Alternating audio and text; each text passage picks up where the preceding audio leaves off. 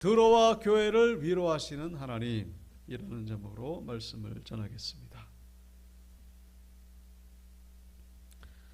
우리가 지난 시간에 에베소에서 있었던 소동 사건을 우리가 묵상한 적이 있었습니다. 에베소에서 이 바울과 바울 일행이 3년 넘게 복음을 전하는 가운데에 그 에베소 사람들이 섬기는 아데미 신상, 이 신상이 팔려야 되는데 많은 사람들이 복음으로 돌아오다 보니까 신상이 팔리지 않음으로 인해 가지고 신상 장사들이 이 격분해 가지고 사람들이 집단으로 이 바울과 바울 일행을 테러를 가하려고 이제 붙잡아다가 극장으로 들어가게 되는 것이죠. 너희들 때문에 우리가 장사 망하게 생겼다. 그래서 아주 위기 가운데 처했습니다마는 그나마 제정신을 가진 에베소 시장이 나서 가지고 우리가 지금 불법 집회를 행하는 것이다. 죄도 없는 사람들을 테러 행했다가 이 로마 정부에게 이 문책을 당하게 되면은 우리 에베소 전체가 위기 가운데 빠질 수 있다. 당장에 지금 이 집회를 중지하고 저 사람들을 돌려보내라고. 그나마 그제서야 다행스럽게 이 시민들이 이제 정신을 차리고 이제 다 집으로 흩어지게 되고, 그래서 소동이 그치게 되었다라고 하는 그런 내용을 나오는 것을 본 적이 있습니다. 그것도 하나님의 은혜였던 것이죠. 자, 이 일이 있고 나서 바울이 이 다른 곳으로 이제 사역지를 옮기게 되는 그런 모습을 보여주고 있는데, 바로 그 사역지는 이쪽 마게도니아 지역이었다라고 오늘 본문은 말씀해 주고 있습니다. 에베소는 바로 여기죠. 여기서 이런 소동을 겪고 난 다음에 그 다음에 이제 이 바울은 이쪽 지역으로 옮기게 되었다 라고 하는 내용이 오늘 본문 20장 1절 우리 다 같이 한번 읽어보겠습니다. 시작. 소요가 그침에 바울은 제자들을 불러 권한 후에 작별하고 떠나 마게도냐로 가니라. 아멘. 자, 그래서 에베소에서 소동이 그치고 나서 마게도니아로 가게 되었다라고 하는 그런 내용이 나오고 있습니다. 이 에베소에서 목숨의 위협을 당하는 것이 두려워서 떠나는 것이 아니죠. 무슨 바울이 목숨이 두려워 그런 적이 있었습니까? 이 에베소에서 이제 할 일은 다 했다. 그나마 이 에베소는 그래도 법이 지배하는 곳이구나. 이 소동이 이렇게 있었지만 그래도 이 로마의 법에 의해서 질서가 있는 곳이구나. 나머지 사역들은 다 제자들에게 맡기고 이제 나는 다른 곳으로 가야 되겠다. 다른 곳으로 간 것이 바로 마게도냐지요. 근데 우리가 아시다시피 이 마게도냐는 어떤 것입니까? 바울이 이미 다 사역했던 것입니다. 거기다가 복음을 전했던 것이죠. 그리고 아시다시피 여기 빌립보 교회, 데살로니가 교회, 베레아 교회, 저 밑에를 가는 고린도 교회 다 바울이 다녔던 것입니다. 다녔던 곳을 지금 다시 가는 것이죠. 왜 가는 것입니까? 교회들이 지금 잘 세워지고 있는지, 복음을 전하는 것이 지금 제대로 영적으로 양육받고 있는지, 복음을 전하는 것으로 끝나는 것이 아니라는 거예요. 계속해서 관심을 가지고 계속해서 이 교회들이 하나님 앞에 정말 사역을 감당하고 있는지 관심을 가지는 것이 당연한 것임을 바울의 모습을 통해 우리에게 보여주고 있는 것이죠. 복음 한번 전했다 그래가지고 사역이 끝난 것이 아니라는 거예요. 죽을 때까지. 마치 누구를 양육하는 것처럼 우리 자녀를 양육하는 것처럼. 자녀가 아무리 말썽을 피우고 아무리 마음에 안 든다 그래가지고 그 즉시 철회하는 부모는 없죠. 이게 피가 물보다 진하다는 말이 바로 그런 거죠.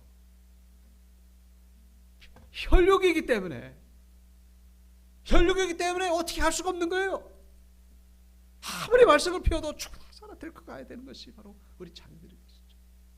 그게 바로 혈육인 것입니다. 바울은 이 교회를 세울 때에 바로 그런 심정을 가지고 디모데를 향하여 내가 너를 낳았다 그랬거든요. 디모데하고 바울하고 생명붙이 전혀 모르는 사이인데 내가 너를 낳았다. 복음 안에서 내가 너를 낳았다. 우리 모두는 그리스도의 보혈을 나눈 그런 혈육 관계라는 사실을 우리가 잊어서는 안 된다는 것입니다. 우리가 사역하는 모든 것들이 이 바울처럼 그런 마음으로 사역을 행해야 된다는 것이죠. 마음에 들지 않지만은 나를 내가 상처를 받았지만은 그래도 끌고 가야 되는 거예요. 왜냐? 이게 혈육이기 때문에 예수의 피를 나눈 그런 혈육이기 때문에. 요한복음에 보시면 예수님 십자가에서 죽으시기 전에 바로 전날 밤 무슨 일이 있었죠? 성찬식을 행하고 그리고 성찬식만 행한 것이 아니라 예수님이 제자들의 발을 씻겨주시는 그런 장면이 나오고 있습니다. 이것이 놀라운 것은 예수님이 스승이잖아요. 발을 씻긴다고 해서는 종이 주일에게나 하는 일인데 그걸 주님이 하셨습니다. 근데 그것이 더 놀라운 이유가 있습니다. 그게 뭐냐면은 바로 그 다음날 예수님 십자가에서 죽으실 때 제자들이 다 배신해가지고 다 도망갈 것을 주님이 알고 계셨다는 것입니다. 이 제자들이 예수님을 주여 주여 그러면서 선생님 선생님 그러면서 3년 동안 따라다녔습니다만 내일 당장에 12명 가운데 한 사람도 빠짐없이 다 도망갈 것이라는 것을 예수님이 알으셨습니다. 인간적으로 얼마나 배신감이 크겠습니까? 그걸 아셨지만은 주님이 이 제자들의 발을 씻기시고 이런 모습에 대해서 이 사도 요한은 자기 사람들을 사랑하시되 끝까지 사랑하셨다라고 그렇게 기록하는 것을 보게 됩니다. 우리가 사역할 때도 이런 마음이 있어야 된다는 것이죠. 마음에 드니까 사랑하고 마음에 안 들면 그냥 떠나는 거예요. 그게 아니고 끝까지죠. 끝까지. 이것을 가리켜서 우리는 충성이라고 부르는 것입니다. 충성은 뭐예요? 죽을 때까지 변함이 없는 거예요. 우리 온유교회 성도님들은 그런 신앙인들이 되시기를 주님의 이름으로 축복합니다. 이게 쉬운 것 아니죠.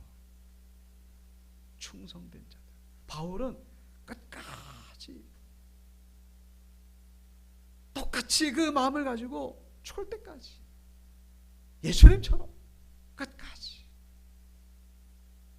일관된 마음, 변함없는 마음, 그것이 바로 충성인 것입니다. 그래서 맡은 자들에게 구할 것은 충성이다라고 말씀하고 있죠. 충성, 변함없는 마음. 그 누가 정말로 믿음이 있는 자냐? 그건 바로 충성이라고 말할 수 있습니다. 기분이 좋으면은 막 헌신하는데 기분이 안 좋으면은 정과는 달라요. 비포 애프터가 달라요. 신앙이 어려우면 어쩔 수 없죠. 근데 그것이 자꾸만 이렇게 줄어져야 된다는 것입니다. 맡은 자들에게 주님이 우리에게 네 정말로 충성 다할 수 있느냐? 그거를 물어보신다는 것입니다. 디모데전서 1장 12절 나를 능하게 하신 그리스도 예수 우리 주께 내가 감사하면 나를 충성되이 여겨 내게 직분을 맡기십니다. 주님이 바울에게, 바울이 누굽니까? 예수 믿는 자들 잡아 죽이던 사람들이에요. 그런데 그를 그 일꾼으로 삼으신 이유가 뭐냐? 기본적으로 이 사람은 이 충성이 있구나. 예수 믿기 전에도 이미 이 충성이 있구나. 변할 사람이 아니구나. 그걸 아셨기 때문에 주님이 이 일꾼으로 직분을 맡기셨다. 그것을 고백하는 것이죠. 예수 믿는 자들 죽였던 이유는 이제 바울이 모르고 그랬던 거예요. 근데 한번 딱 돌아서니까 이건 죽을 때까지 똑같아요. 그냥 일관된 마음이죠. 우리 마음 가운데 이 감정적으로 이게 오르락내리락 하거든요. 사실 저도 그렇거든요. 근데 그러지 않기를 위해서 우리는 기도해야 된다. 그것을 주님이 기뻐하시고 그런 자에게 하나님이 상급의 면류관을 주신다라고 성경은 말씀하고 있습니다. 우리 연합교회 성도는 모두가 다 예수님처럼 바울처럼 충성된 일꾼들이 되시기를 주님의 이름으로 축원드립니다. 오늘 본문의 주제는 충성이에요. 충성.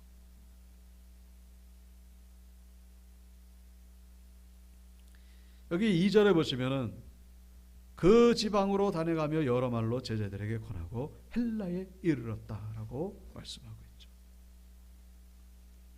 그 지도를 다시 보면은 여기 이제 마게도니아 지역에 가지고 여러 말로 권한 후에 그 다음에 헬라로 갔다. 헬라가 어디냐면 바로 여기 아가야 지역을 말합니다.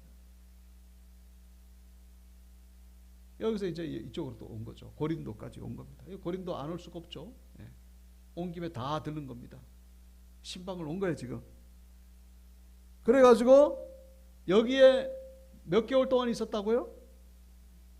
3절에 나오죠. 네, 거기 석 달 동안 있다가 여기에 3개월 동안 머물게 됩니다. 그런데 이 3개월 동안 머물렀던 것이 너무나 귀하고 가치 있었던 것이 그것을 증명해 주는 것이 바로 로마서였다라는 것을 우리가 기억해야 된다는 것이죠. 다시 말씀드리면 바로 이 3개월 동안 머무는 동안에 로마서를 기록했다라는 것입니다. 로마서가 바로 여기서 탄생한 거예요. 로마서가 얼마나 중요한지는요, 이것은 하루 종일 얘기를 해도 모자랄 정도 지경입니다. 이 기독교 성경에 있어가지고 로마서는 마치 그 다이아 반지의 다이아에 해당될 정도로 많은 분들이 그렇게 평가를 하고 있죠. 로마서는 바로 그거 같다. 다 성경이 소중합니다만 특별히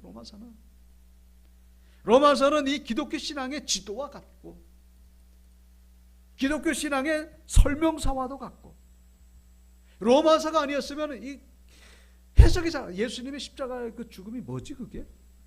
그 부활이 그게 뭐지? 우리가 어떻게 구원을 받는 것이지? 이 기독교의 그 교리 그걸 아주 일목요연하게 잘 설명해 준 것이 바로 로마서였던 것이죠. 그런데 로마서가 언제 태어났느냐? 바로 이 바울이 에베소에서 그렇게 소동이 끝난 다음에 내가 다시 돌아갈 것이다. 저쪽으로 저희 교회를 세웠던 것 그것으로 거기에 가서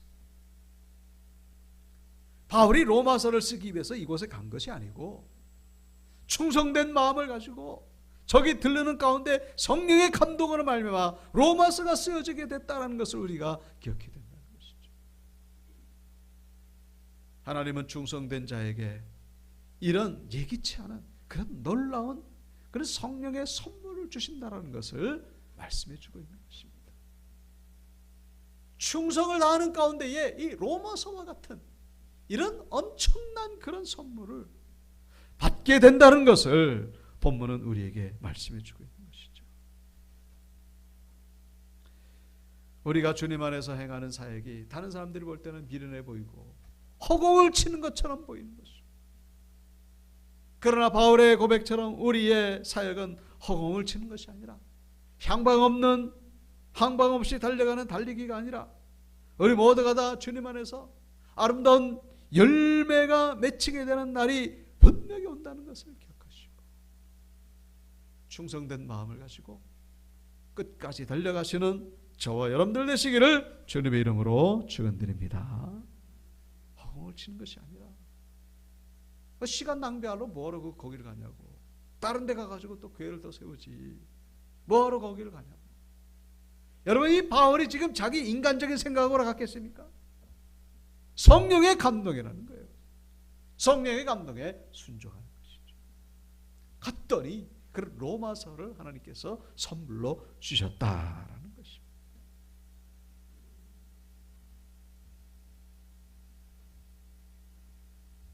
여기 3절 후반절에 보시면은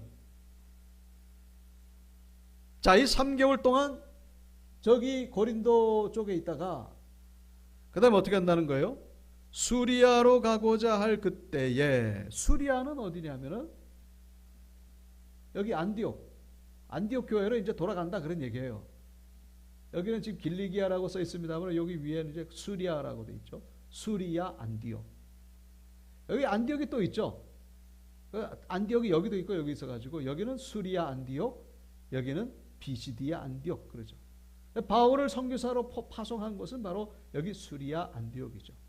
그래서 성경에는 수리아라고도 그렇게 나옵니다. 그래서 여기서 이제 3개월 동안 있다가 수리아로 가고자 할 때 배를 타고 이제 이 수리아 가는 겁니다. 이렇게 가려고 했는데 계획이 변경이 됐어요. 왜 변경됐냐면은 여기 3절에 나오죠. 그때의 유대인들이 자기를 해하려고 공모함으로 바울을 죽이려고 하는 유대인들이 있다라고 하는 그런 정보를 수집하게 된 것입니다. 그렇지 않아도 저기 에베소에서 일어났던 소동도 뭡니까? 이 바울과 바울 일행을 잡아 죽이려고 했던 사람들 아닙니까? 그리고 우리가 고린도에서도 살펴봤습니다만은 고린도에서도 바울을 죽이려고 했었고, 이미 빌립보 데살로니가에서 돌에 맞아 죽은 적도 있었죠. 이 트라우마가 생기려면은 100번이다 너도 생겨야 될 그런 곳을 지금 바울이 지금 재방문하고 있다는 것입니다. 그들 가운데에 이 바울의 앙심을 품고 있던 자가 이제 바울이 고린도에 왔다는 소식을 듣고서 잘됐다, 바울을 죽여야 되겠다. 그리고 특별히 지금 이때 당시에는 이 예루살렘에 지금 유월절, 최대 명절이죠. 이 유월절이 가까이 다가오고 있는 그런 시기였습니다. 그러다 보니까 이곳에 있는 많은 유대인들이 배를 타고 이 바울이 탄 그 배를 타고, 배가 이제 뭐 직항이 있는 것이 아니라 여기도 들리고 안디옥을 들르고 그래가지고 이제 예루살렘을 가는 그런 배입니다. 그러다 보니까 그 배에 바울도 타고 바울을 죽이려고 하는 자들도 타고 같이 타는 거예요. 네? 그러다 보니까 이제 이 바울을 죽이려고 하는 유대인들이 탔다는 그 정보를 어떻게 알게 된 것이죠. 그러다 보니까 이제 배를 타고 갈 수가 없게 된 것입니다. 그래서 이 바울은 어떻게 갔다고요? 왔다가 다시 육로로 이렇게 돌아가는 것입니다. 육로로 이제 수리아 안디옥으로 가려고. 원래 배 타고 가려고 하다가 이제 바울을 죽이려고 하는 자들이 있다는 소식을 듣고서 이제 육로로 가는 거예요. 육로로. 어디까지 갑니까? 오늘 본문의 배경이 되는 드로아까지 가게 되었음을 말씀해 주고 있는 것이죠. 그러니까 오늘 본문에 이 드로아가 나오는데, 이 드로아는 원래 계획에 있던 곳이 아닙니다. 그냥 배 타고 수리아로 갔으면 드로아는 전혀 들르지 않는 곳이 되는 거예요. 완전히 계획에도 없던 그런 곳에 지금 바울이 가게 되었다는 것입니다. 근데 드로아에서 여러 가지 사건이 일어나고 있죠. 근데 그 사건이 결국 우연히 일어나는 사건이 아니라는 것입니다. 그 사건을 통해 하나님이 말씀하시는 바가 있는 것이죠. 그러니까 드로아에 가는 것은 바울의 계획은 없었지만 하나님의 계획에는 있었다는 것입니다. 우리의 인생길이 바로 그와 같을 때가 얼마나 많은지 몰라요. 우리 마음에 그 길을 계획할지라도 걸음을 인도하시는 분은 하나님이시라고 분명히 말씀하신 거예요. 바울의 계획은 배 타고 수리아 가는 거예요. 그런데 하나님의 계획은 뭐예요? 육로로 들어가는 것이 바로 하나님의 계획이었다는 것입니다. 근데 이것이 우연히 일어난 것이 아니고 하나님의 섭리 가운데 일어난 일이다라는 것입니다. 하나님의 할 일이 있기 때문에, 그래서 실망하지 말라는 것입니다. 절망에 빠지지 말라는 거예요. 왜 배 타고 수리아로 뭐 안 보내십니까? 그러면서 원망하지 말라는 거예요. 하나님의 뜻이 있기 때문에, 그래서 이런 일이 벌어졌다라고 한다는 사실 받아들이시기 바랍니다. 믿음으로 받아들이시고 감사함으로 받아들이실 때에 그 속에서 하나님의 역사가 일어나게 된다는 것입니다. 드로아에서 일어난 사건 한마디로 말한다면요, 뭡니까? 부활이죠. 부활. 이 사도행전에 부활 사건이 딱 두 번 나옵니다. 베드로가 부활시킨 사건이고, 그다음에 바울이 부활시킨 사건입니다. 요거를 이제 해가지고 그냥 딱 보기 좋게 표현이 좀 그렇습니다만 균형을 딱 맞추려고 바울을 통하여 부활시키고 베드로를 통하여 부활시키고, 이 사도행전의 두 축이 되는 인물이 베드로와 부활이거든요. 베드로를 통하여 부활 사건, 바울을 통하여 부활 사건. 뭐 그 보기 좋게 하려고 그런 의미는 아니고, 그건 제가 그냥 하는 얘기고. 그 인물의 이름이 누굽니까? 성이 유씨죠. 유두고. 유두고가 살아나는 사건. 바울의 계획에도 없던 이 드로아에서 유두고가 살아난 이 사건의 의미가 무엇인가? 그것을 오늘 본문은 우리에게 말씀해 주고 있는 것이죠. 자, 본문 7절에 보시면은, 그래서 이제 배를 타고 갑니다. 자, 그래서 여기 뭐 4절을 보면은 같이 동행했던 사람들의 이름이 쭉 나오죠. 바울만 우리가 도전받을 인물들이 아니라 이 바울과 함께했던 분들이 이렇게 많이 있었습니다. 아시아까지 함께 가는 자가 누구예요? 아시아까지 함께 간다는 것은 지금 육로로 지금 동행하는 자들이죠. 베레아 사람 브로의 아들 소바다, 데살로니가 사람 아리스다고, 세군도, 더베 사람 가이오, 그리고 디모데, 아시아 사람 두기고, 그리고 드로비모, 그리고 여기에는 이름이 나오진 않지만은 바로 이 사도행전의 저자 누가. 얼마나 많은 사람들이 바울과 함께 했어요. 이 사람들이 할 일이 없어가지고 왔다 갔다 다녔습니까? 이 사람들이 뭐 실업자라 가지고 뭐 이렇게 다닙니까? 다 할 일 많은 사람들인데 주님의 이 하나님의 거룩한 나라를 이루게 해가지고 바울을 지금 동행하는 거예요. 5절, 그들은 먼저 가서 어디에서? 드로아에서 우리를 기다리더라. 드로아에서 우리를, 여기서 말하는 우리는 이제 누가, 이 사도행전의 저자인 누가와 그리고 바울. 그래서 6절, 우리는 무교절 후에 빌립보에서 배로 떠나 닷새만에 드로아에 있는 그들에게 가서 2일을 머무니라. 여기 빌립보에서 배를, 빌립보는 이제 육지에 있는 도시죠. 그리고 그래가지고 이제 여기 해변가에 있는 도시가 네아폴리입니다. 그래서 네아폴리에서 배를 타고 드로아에 도착해가지고 여기서 일주일을 지내는 동안에 있었던 일을 본문에서 보여줘. 드로아, 그리스 신화에 나오는 트로이 아시죠? 트로이의 목마, 바로 그 도시입니다. 그걸 이제 한글 성경에는 드로아라고 그렇게 번역을 해놨죠. 드로아. 왜 드로아입니까? 드로아라는 거예요. 드로아. 이게 지금 제가 유머입니다만은 드로아에서 어떤 일이 있었는지 혹시 기억나시는 분 계십니까? 바울이, 여기가 이제 유럽이고 여기가 아시아잖아요. 그 원래 처음에는 바울이 여기 아시아에서만 복음을 전했습니다. 그런데 어느 날은부턴가 이 복음이 전해지질 않아요. 그래가지고 가고 가다가 여기 드로아에 딱 도착했는데, 여기 드로아 항구 도시죠. 밤에 환상을 보게 됩니다. 환상 가운데에 무슨 환상을 봅니까? 저쪽 마게도냐에 있는 어떤 사람이 이리 들어와서 건너와서 우리를 도우라. 그래서 아시아에서 복음이 안전해졌던 이유가 바로 여기 있었구나. 성령께서 저 유럽 땅으로 건너가 가지고 복음을 전하는 것이 하나님의 뜻이었구나. 그 환상 가운데 본 사람이 들어오라는 거예요. 들어오라. 유럽 땅으로 들어오라. 그렇게 우리가 외우자 그런 얘기죠. 바로 그 환상을 본 것이 바로 드로아였다라는 것입니다. 그 드로아를 지금 다시 가게 되는 거예요. 네? 어쩌다 가게 됐다고요? 원래 배 타고 가면은 그거 가지도 않을 때인데, 네? 바울 죽인다는 사람이 있는 걸 듣고서 이제 육로로 가가지고 이 드로아에 가게 된 것입니다. 그러니까 드로아는 어떻게 보면 의미가 있는 곳이죠. 중요한 곳입니다.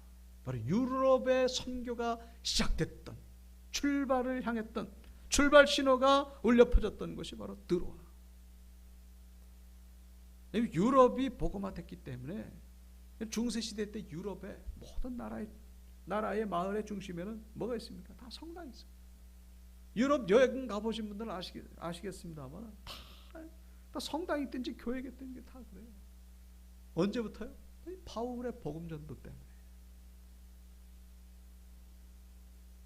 그래서 유럽 문명은 기독교 문명이죠. 이게 어마어마한 겁니다. 역사를 바꾼 거예요. 바울 한 사람이 역사를 바꾼 것입니다. 그 세계사 책을 읽어보면 다 뭐 교회 역사예요, 다. 기독교 교회의 역사를 일부러 볼 필요가 없어요. 그냥 일반 역사를 보면 다 교회 역사, 뭐 중세시대 교황 나오고, 뭐 왕 얘기 나오고, 뭐 종교개혁 나오고, 다 그런 얘기입니다. 종교전쟁 나오고. 이 바울 한 사람의 이 순종으로 말미암아 이 드로아가 얼마나 위대한 도시였는지를 알게 된 것이죠. 근데 거기에서 있었던 일을 7절부터 보여주고 있죠. 구체적으로 그 주간의 첫날에 우리가 떡을 떼려 하여 모였더니, 그 주간의 첫날은 뭡니까? 무슨 요일이죠? 우리 성경적으로 말하면 일주일은 토요일로 끝납니다. 토요일이 안식일이에요. 그래서 끝나요. 일주일의 시작은 언제예요? 그래서 주일이 되는 겁니다. 주일이 일주일에, 우리는 보통 월요일이 이제 한 주의 시작이라고 이제 그런 생각하는데 성경적인 기준은 그렇지 않아요. 토요일이 한 주간이 끝납니다. 그래서 한 주간의 시작은 일요일이 되는 겁니다. 그래서 여기 본문에 나오는 그 주간의 첫날에 일요일이죠. 일요일 날 지금 이 들어와 있는 성도들이 모였어요. 뭐 때문에 모였다고요? 떡을 떼기 위해서 모였다. 떡을 뗀다는 건 뭡니까? 성찬식을 행한다라는 것이죠. 그러니까 주일 예배로 모였다라는 것입니다. 참고적으로 우리가 떡을 뗀다, 떡을 찢는다는 거예요. 왜 찢는지 아시죠? 우리는 뭐 카스테라를 이렇게 보기 좋게 이렇게 딱 칼로 잘라가지고 그거를 이제 우리가 성찬식 먹는데, 원래 원전은 그게 아니에요. 덩어리째 나온 거를 이렇게 성도들이 와가지고 이렇게 조금씩 뜯어야 되는 거예요. 좀 번거롭지만 원래 그것이 정석입니다. 왜냐? 이 떡이 의미하는 것이 뭐라고요? 예수님의 살. 예수님의 살이 어떻게 된 겁니까? 십자가에서 찢겨졌잖아요. 예수님의 십자가에서 못 박힐 때 찢겨졌습니다. 그것을 상징하는 거예요. 찢어서 먹어야 되는 거예요, 원래. 성찬식을 하는 이유는 예수님께서 그 성찬식 때, 그 원래 유월절 식사죠. 유월절 식사 때 성찬식을 행하면서 이 떡은 나의 살이고 이 포도주는 나의 피다. 이것을 먹고 마시는 자가 영생을 얻을 것이다. 그리고 너희는 이것을 행하여 나를 기념하라.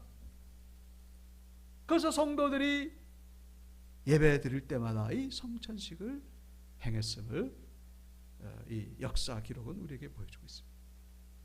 그래서 안식일 토요일 날 모이던 것이 주일 날 모이게 된 그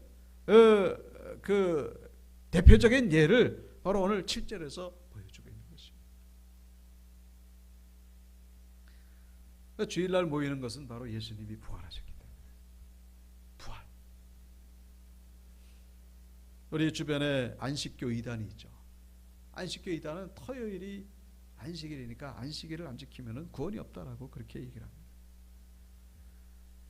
여기에 대해서 우리는 성경적인 대답을 할 수 있어야죠. 성경은 뭐라고 대답을 합니까? 어떤 날이 진짜 안식일입니까? 토요일입니까? 주일입니까? 토요일이 안식일인가요? 주일이 안식일인가요? 여기에 대해서 로마서 14장에 그런 말씀을 하고 있습니다. 믿음이 연약한 자를 너희가 봤대. 교회 안에 믿음이 연약한 자들이 있다. 믿음이 성숙한 자들도 있고, 그러니까 믿음이 성숙한 자는 믿음이 연약한 자를 용납해 줘라. 믿음이 연약한 자가 누구예요? 뭐를 주장을 하는데, 뭐를 주장하냐면은 어떤 사람은 이 날을 저 날보다 낮게 여기고, 여기서 처음에 등장하는 어떤 사람이 바로 믿음이 연약한 자들이에요. 믿음이 연약한 자들이 주장하는 건 뭐냐? 이 날이 더 소중하다. 일주일 가운데에 이 날을 우리는 더 소중하게 여겨야 된다. 이 날은 좀 덜 소중하니까 소중한 반면에 이 날, 여기서 말하는 이 날은 결국 토요일 안식일을 얘기하는 거예요. 안식일. 그래서 우리는 안식일을 지켜야 된다라고 그렇게 주장하는 사람. 그런 사람들이 누구라고요? 믿음이 연약한 자들. 근데 두 번째 나오는 어떤 사람들은 누구예요? 이 어떤 사람들은 어떻게 생각합니까? 모든 날을 어떻게 해요? 같게 여긴다. 같게 여긴다는 건 뭐예요? 안식일과 일반 날의 이 구분이 없어졌다. 그런 얘기죠. 그러니까 이 말은 모든 날들이 다 소중하지 않다 그런 게 아니라 모든 날들이 다 뭐예요? 다 거룩한 날이다. 어떤 날만 소중하게 여기는 사람들은 그 날은 소중하게 여기는데 그 다음 날은 그냥 마음대로 생각하는 거예요. 그게 아니라 모든 날들이 다 소중한 날들이다. 예수님 십자가에서 죽으심으로 성소와 지성소에 구분하는 휘장이 찢어졌잖아요. 휘장이 찢어졌다는 건 뭡니까? 이제는 구분이 없었다. 모든 것들이 다 뭐예요? 다 성소가 되었다 그런 얘기죠. 이 안식일과 평일에 그 휘장이 찢어진 겁니다. 그 모든 날들이 다 안식일이 된 거예요. 우리 주일날만 망가지고 예배 드리고 거룩하고 이렇게 하는 것이 아니라 월요일부터 토요일까지도 똑같이 주일처럼 그렇게 예배자로서 살아가는 것이 우리 신앙인들의 바른 자세라는 것을 잊어서는 안 된다는 것입니다. 그런 자들이 뭐예요? 바로 성숙한 자들이죠. 주일날만 와가지고 예배 잘 드리고 그 다음에 내일부터는 마음대로 살아야지. 이런 자들이 누구예요? 믿음이 연약한 자들. 그러니까 믿음이 연약한 자들이 토요일날을 잘 지켜야 돼. 시끄럽다. 그러면서 니는 이단이야. 막 이러지는 말고 그래 알았어. 그래. 네 말도 맞아. 그거를 이렇게 가족처럼 받아주라는 거예요. 그런 사람들이 바로 믿음이 성숙한 자들이다. 이제 답이 나왔죠. 예? 어느 날이 안식일이고 어느 날이 토요일이 안식이고 주일이 안식. 그런 구분이 이게 우리 의미가 없다는 것입니다. 모든 날들을 다. 그래서 예수님이 죽으셨는데 율법으로부터 자유함을 얻게 하시려고 예수님이 십자가에서 죽으셨는데 뭐 토요일이 안식이다 일요일이 안식이다 그런 말하는 자체가 없다는 거예요. 우리가 왜 일요일날 모여서 예배를 드립니까? 이날 쉬니까 사람들이 이날 쉬니까 이날에 모여서 모이기 좋으니까 이날 모여서 왜 11시입니까? 11시가 모이기 좋으니까 이날이 더 거룩하고 월요일이 덜 거룩하고 그런 구분을 이제는 내려놔야 된다는 것입니다. 모든 날들이 주일처럼. 아멘이십니까? 내일도 주일 예배 드리는 것처럼 화요일도 주일 예배 드리는 것처럼 직장에서도 이 교회에서 이 그 환한 내 영혼이 기쁘다 이렇게 찬양을 부르는 것처럼 그렇게 살아가시는 신앙인들이 되어야 된다는 것입니다. 그 주간의 첫날에 모인 이 드로아 교인들 어떻게 보면 믿음이 성숙한 분들이죠. 충성된 분들. 그런데 여기서 사건이 벌어집니다. 성이 유씨인 유두거가 그냥 죽은 거예요. 예? 몇 층에서 떨어졌다고요?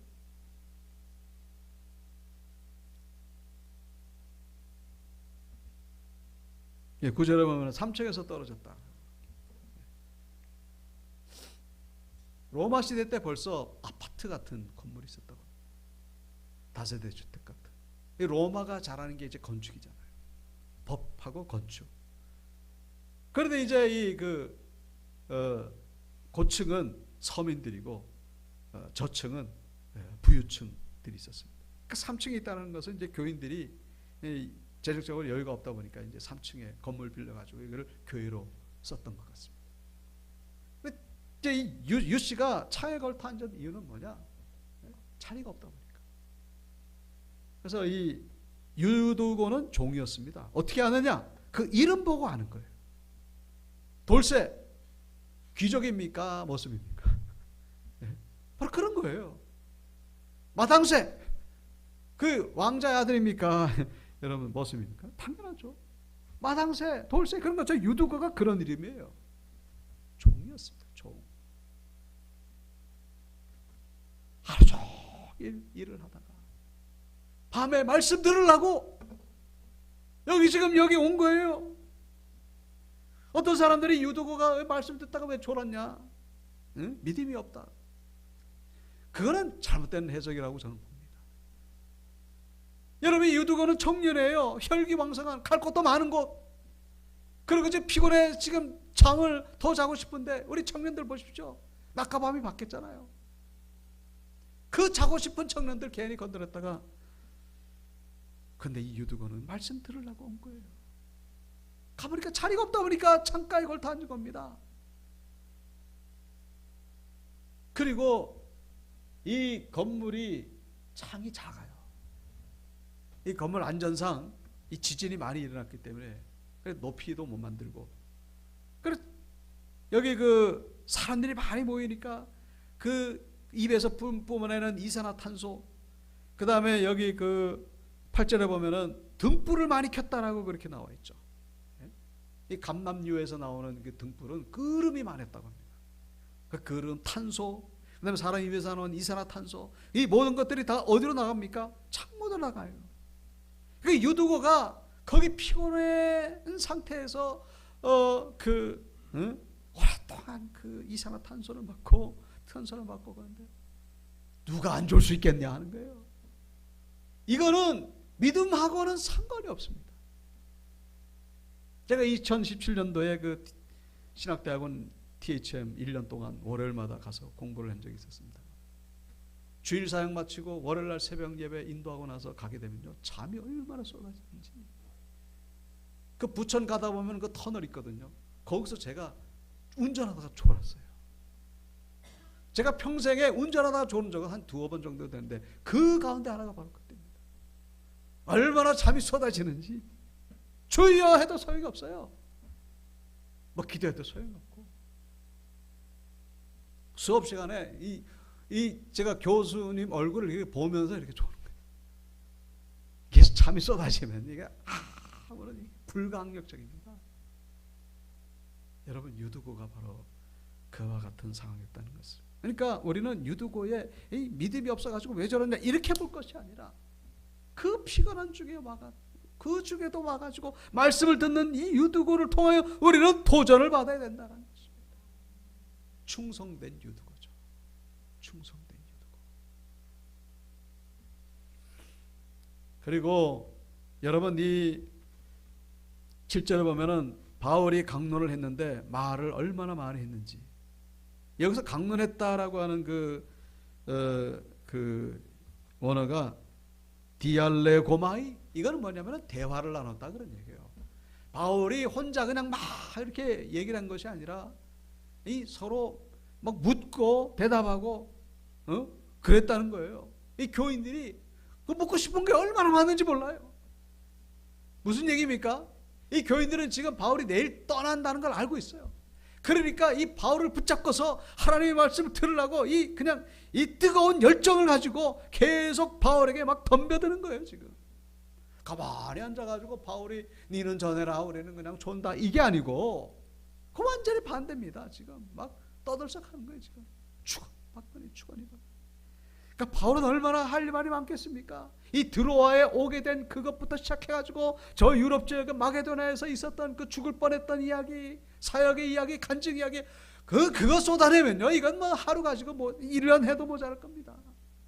그 말씀을 전하는 간증하는 가운데에 이 교인들이 얼마나 또 궁금증이 많았는지 그걸 묻고 거기 대답하고 밤을 새도록 모자라는 거예요. 이 드로아 교인들의 충성된 모습이죠. 그런데 거기서 유두고가 뚝 떨어져 가지고 죽었다. 그러니까 죽었을 때 얼마나 충격이 컸겠습니까? 이 은혜스러운 이 분위기에 사람이 죽다니. 그런데 놀라운 것은 이 유두고는 하나님의 은혜로 다시 살아나게 됐다는 것입니다. 근데 중요한 것은 오늘 이 12절 말씀이죠. 사람들이 살아난 청년을 데리고 가서 적지 않게 위로를 받았더라. 여기서 적지 않게를 그 원어적으로 해석하면요, 그 헤아릴 수 없을 정도로 많이, 측정 불가할 정도로 많이. 그러니까 번역을 좀 약하게 한 것이죠. 이루 헤아릴 수 없을 정도로 엄청나게 많은 위로를 받았다, 그런 얘기죠. 무슨 얘기냐면은 이 드로아 교인들이 위로받을 것들이 너무나 많았다라는 것입니다. 위로받을 것들이 너무나 많았기 때문에 하나님께서 바울을 보내셔가지고 유두고로 하여금 죽게 하시고 부활시키셨다라는 사실입니다. 이 일을 통해 가지고 정말로 하나님 우리와 함께 하시는구나, 위로를 얻게 되고 회복되었다라는 것을 본문은 말씀해 주고 있는 것이죠. 하나님 앞에서 충성된 신앙 생활을 하는 이 드로아에게 베푸신 하나님의 은혜의 사건, 오늘 말씀의 제목이 뭡니까? 드로아 교회를 위로하시는 하나님. 하나님의 위로의 역사가 오늘 본문에서 나타나겠습니다. 그 위로가 누구에게 임한다고요? 충성된 자에게. 바울의 충성, 유두고의 그 충성, 얼마나 충성된 겁니까? 집에 가서 자고 싶은데 그냥 거기 와가지고 밤새도록, 창틀이지만은 자리가 없지만 거기 앉아가지고 말씀 들으려고. 근데 거기서 막 쏟아지는 이산화탄소마다 그냥 질식한 거예요. 죽었습니다. 그 순교죠, 어떻게 보면. 그 충성. 그리고 이 드로아 교인들, 내 밤새도록 바울에게 막 묻는 거예요. 그거 어떻게 된 거냐고. 그래가지고 그게 뭡니까? 그게 무슨 뜻입니까? 내일이면 바울을 가니까 그게 너무나 아쉬워가지고 그 열정, 그 충성. 그래서 하나님이 이 유두고를 통하여 하나님이 위로하실 계획을 가지시고 바울을 보내셨다는, 바울은 아마 이때서 알았을 것입니다. 그래서 하나님이 나를 이곳에 보내셨구나. 하나님은 충성된 자들끼리 만나게 하시고 합력하여 선을 이루게 하심을 본문을 통하여 우리에게 보여주신 것이죠. 충성된 바울을 인도하시는 하나님, 충성된 드로아 교인들을 위로하시는 하나님, 그리고 유두고의 충성, 유두고가 다시 살아났을 때 유두고는 어떤 사람으로 변화됐겠습니까? 더욱 충성된 일꾼으로 거듭나지 않았겠는가 하는 것이죠. 이런 놀라운 은혜가 우리 온육교회 성도님들 가운데 동일하게 임하게 되기를 주님의 이름으로 축원드립니다.